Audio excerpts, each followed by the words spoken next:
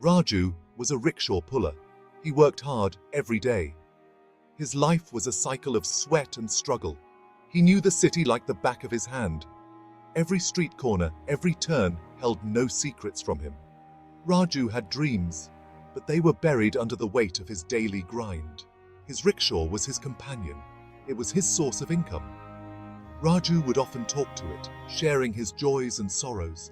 He yearned for a better life, a life filled with comfort and happiness.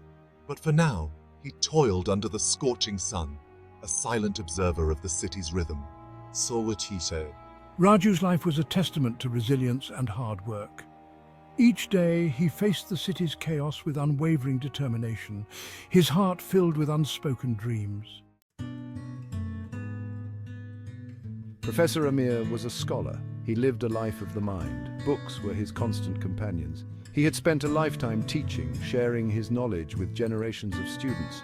Retirement had brought him peace. He now had time to delve deeper into his books.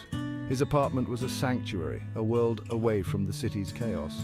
He would often sit by his window watching the world go by, lost in his thoughts and memories. For Professor Amir, the world in his books was vast and endless. His quiet life was filled with the wisdom of ages, a stark contrast to the bustling city outside.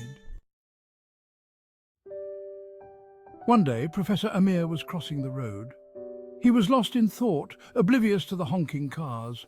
Suddenly he felt a hand on his arm, gently guiding him to safety. It was Raju, the rickshaw puller.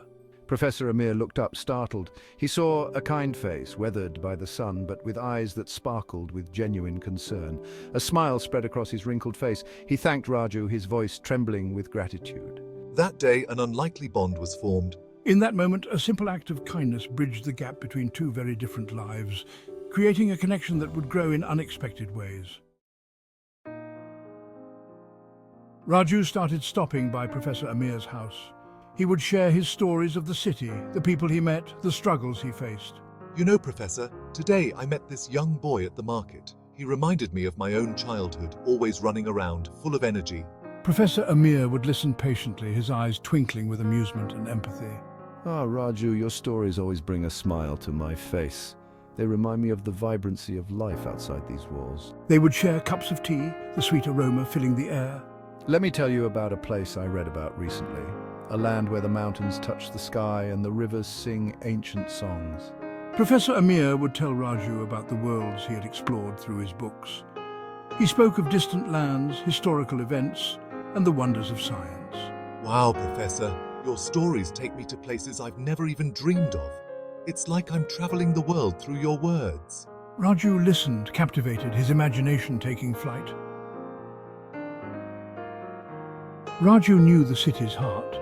He understood its rhythms, its joys and sorrows. The city, it's alive, you know. Every corner has a story, every face has a history. Professor Amir had spent a lifetime immersed in books. He possessed a wealth of knowledge, a deep understanding of history, philosophy, and the human condition. And every book, Raju, every single one, holds a universe within its pages, a lifetime of lessons waiting to be discovered. Their conversations were a blend of these two worlds.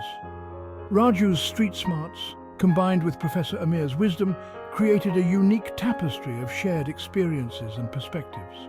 You know, Professor, sometimes I think about what you said about history. It's like the past is always with us, shaping our present. Indeed, Raju, and your stories remind me that the present is just as rich and complex as any history book. They learned from each other, their bond strengthening with each passing day.